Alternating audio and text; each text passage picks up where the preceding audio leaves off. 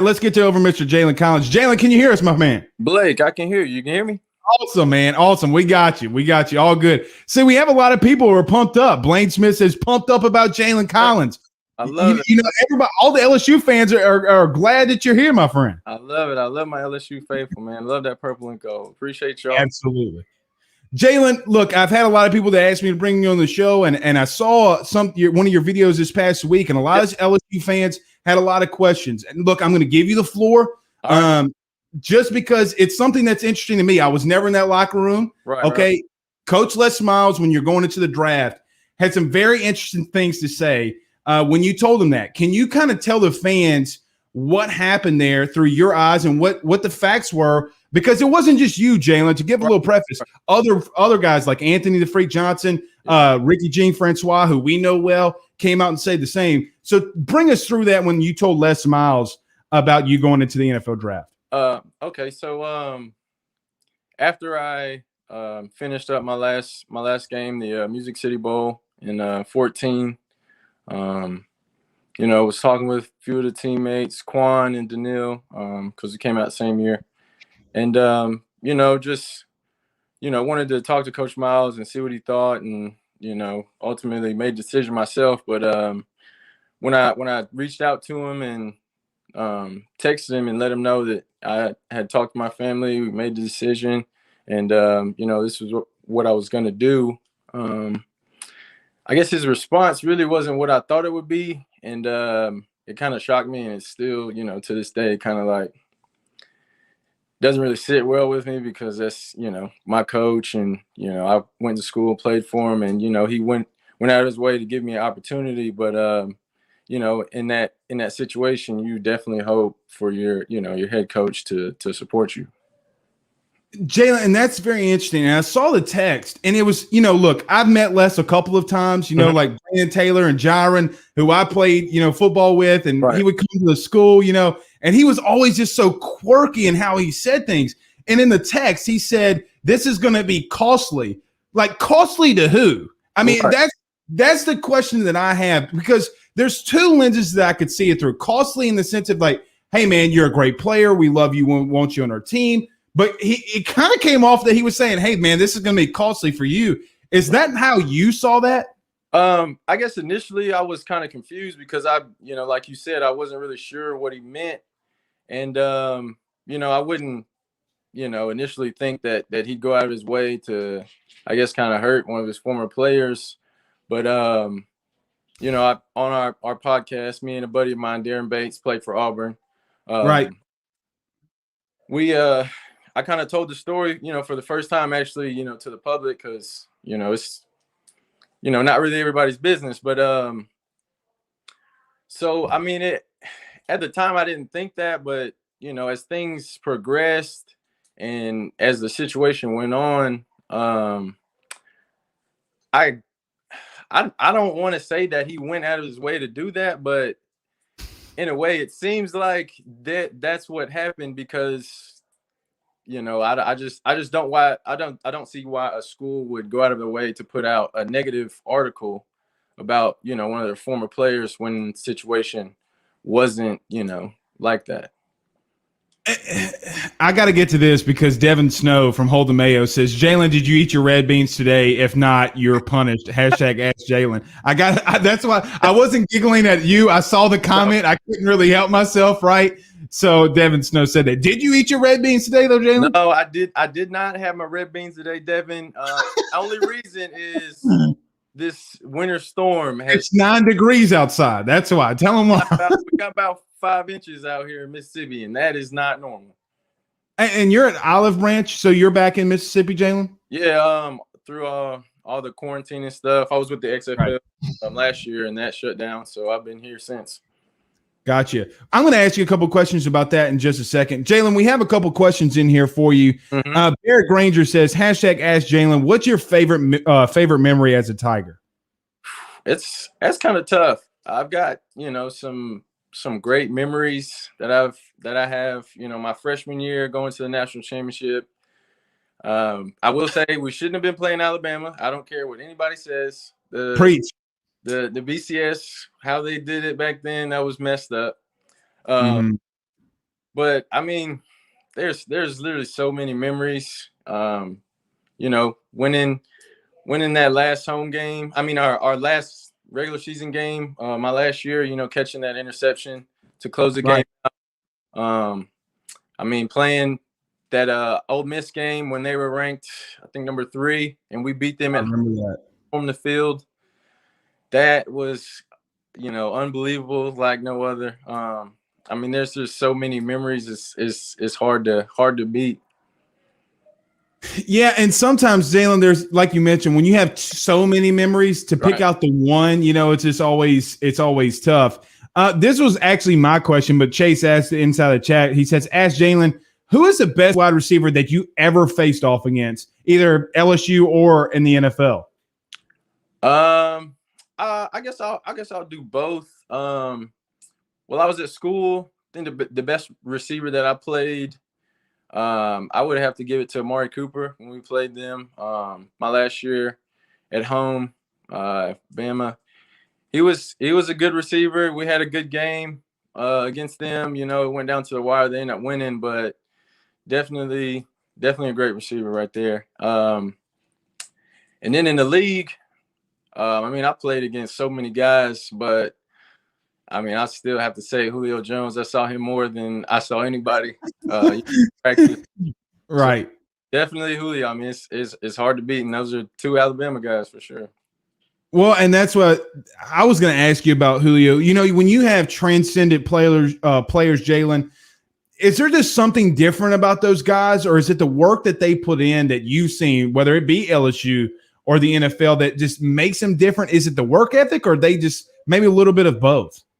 I mean, they definitely get a different kind of receiver over there, and I know being in the SEC, they don't cut any corners.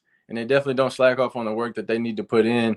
And definitely being with Julio, I got to see, his work ethic firsthand, every day for, 2 years. So, those guys are definitely, doing what it takes, to be great. And they have all the skills, but they definitely put the work in. Jalen, looking at LSU this season, as we're a huge LSU podcast, a lot of times, and then look, I've never played DB. I got too many rolls on my belly to ever have played DB. Okay, I'll be the first to admit it. But it looked like when they were even in man-to-man coverage, there was a lot of confusion. Mm-hmm.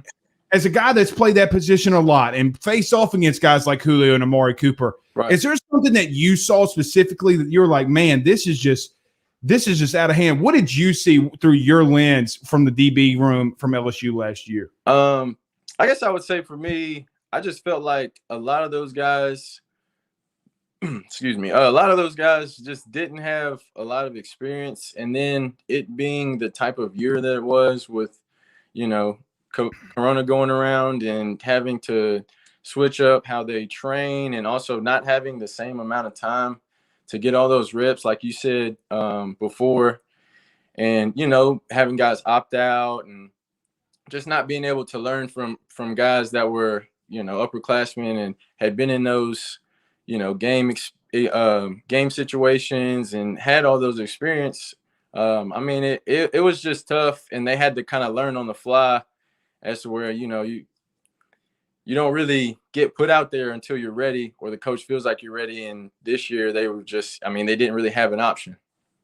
Right. And look, I've always said this, even, playing at Southeastern and playing in high school, it doesn't really matter.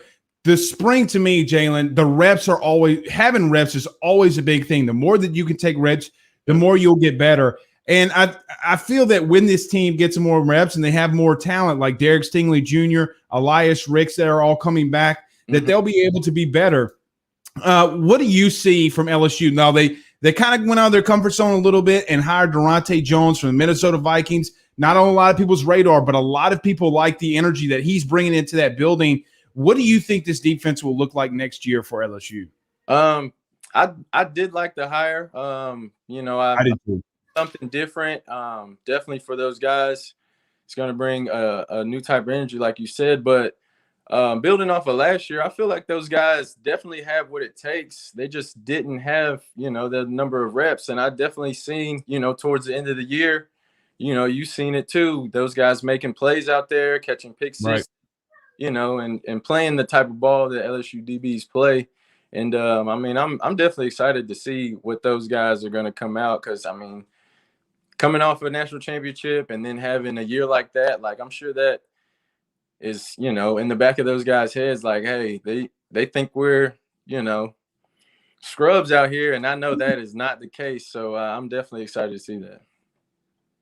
It's something that I've always wondered about DBs, and I've talked to a couple of them, especially ones that have come from LSU. And I want your perspective on this, Jalen. When you went into the NFL, was there ever I don't want to say persona or like an aura around you because you were a DB at LSU, but it is LSU DBU when you have all these guys that go into the draft? Did guys know that when you got into the league? Like, hey, man, LSU's always producing these DBs. I'm going to show this guy that I'm really talented as a wide receiver. Did people always look at you as an LSU DB, or did they always kind of want to look at you as the individual and attack you that way? Definitely coming from LSU DBU, you definitely got a target on your back, and that's just a prestige that you got to carry around with yourself. Right. The standard of what it is and what it's been. So it's always talk, this and that, being in the locker room with Florida guys or other SEC guys, or guys that actually never played SEC team or against LSU. They want to come at you, but it is what it is. We do what we do. Devin Snow, like John, says, Jalen, do you ever see yourself getting on The Bachelor? Nah, I don't think I could. It would be cool. I ain't gonna lie to you, having 30 plus women to date at the same time. But at the same time, not to really interrupt you, Jalen, but not just good looking women, like dime pieces, really good looking women. Definitely. But nah, I don't. It's not for me, man. I ain't gonna lie to you. The show is definitely watch for sure. Jalen, we were talking about the persona of LSU and being DBU, which what I would assume led to a lot of trash talk on and off the field. Yep. Who's the best trash talker that you ever went against? And that's tough because I guess a lot of guys, I guess in the midst of a game and heated game, didn't really talk, like Amari Cooper and Julio. I guess like in between plays, when we're lined up and stuff like that, those guys don't really say anything. Maybe, Julio would, chirp every now and then in between plays just because we're teammates. But I would say probably the guy that I remember being the biggest talker is definitely Hopkins, DeAndre Hopkins.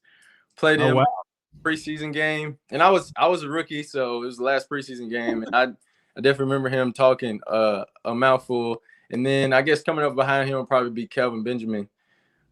Really? Trained together in Orlando, so there was a little, history there. But those two guys for sure. Jalen, is there ever a bigger roast on air than when Booger McFarland said that Kelvin Benjamin is a Popeye's biscuit away from being a tight end? No, that was a good one though, because KB, he was really heavy. I remember seeing him that offseason, and I was like, KB, you trying to change positions, bro? Like, what's going on? And he ended up getting the weight down, but I don't know what his offseason was looking like, but he was doing the wrong things. I have never in my life heard something like that on during a game. I lost it. Jalen Commons, former LSU DB, former NFL DB, is our guest. We'll get a couple more questions, and Jalen, I know we'll let everybody know where they can follow you and everything that you're doing in just a second. Is there a guy that let me ask this question first. Mm-hmm. Drew Brees looks like he might retire. And look, being in the same division with him, I'm sure that you went up against him. Is there something that you just always remember? Now, I'll remember Drew Brees for the accuracy, being a shorter guy, always being deadly accurate. For you, is there something as if Drew Brees hangs this up that you're just like, man, he put this in a place that I have no idea how to cover this? What was your first thoughts of Drew Brees, not when you were on that field with him? I definitely had, big respect for Drew Brees. Seeing him all the years before I got into the league, and I met him at LSU prior to me getting drafted. But I guess playing against them, I mean, I definitely just remember, he's a guy that you can't really count out. We may have been beating him in certain games, but he's always going to, go the extra mile and try to fight to win those games, and do anything he can to help his team out. And, yeah, I mean, he definitely made some throws, but I definitely got my blows in too, caught a pick. Right. Them. Well, that was the question I was going to ask before, and Snow brought this up. He said you picked off Tom, Cam, and Drew. My question was going to be, who is the quarterback that you loved intercepting the most when you were in the NFL? I mean, I don't know about loved intercepting the most. I would just say intercepting them, period. Like getting them, right. Like, oh, I got him. No, definitely. Cam was the first one that I picked off, and then definitely picking off Drew Brees just because I had watched him for so many years, leading up to then. I'm gonna if I were you, and I'm not, but seeing what Tom Brady's doing right now, at 43, I'd be like, oh, the GOAT. Remember that time I picked him off? No one would be able to tell me nothing. You're a better man than me. That's all I'm going to say. Right. Last question. We'll get you out of here, Jalen. We'll let everybody know where they can follow you. Mike S on YouTube says, "Ask Jalen, is there any coaching in your future that you would see?" I would definitely say so. I don't know how soon, but it's definitely in my future. Being, I guess, a player's coach. You know what I'm saying, helping out guys in the locker room, and just younger guys, or even guys in high school around here. I mean, I do anything I can to help guys out, and coaching is definitely something that I enjoy, whether it be little techniques or scheme or whatever. I definitely enjoy that. Jalen, you've been fantastic, my man. Stay warm, okay? Yep. Don't go out there in the snow. Don't be like Devin Snow. Don't go out there, okay? Don't do it. It's just too damn cold out there. No, yeah. Thank you so much for coming on. Tell everybody where they can follow you and everything that you're doing. I'm on Twitter, as you can see, jcar_11, Instagram, jcar_32. Got my podcast with Darren Bates, The Raw Room. We're streaming on all platforms, YouTube, Apple Podcasts, Spotify, whatever you want. Just check my bio, the link's in there, and just tap in with us. Jalen, thank you so much, my friend. We'll have to bring you back on again, and thank you for joining RU Series Sports. Thank you, Blake, for sure.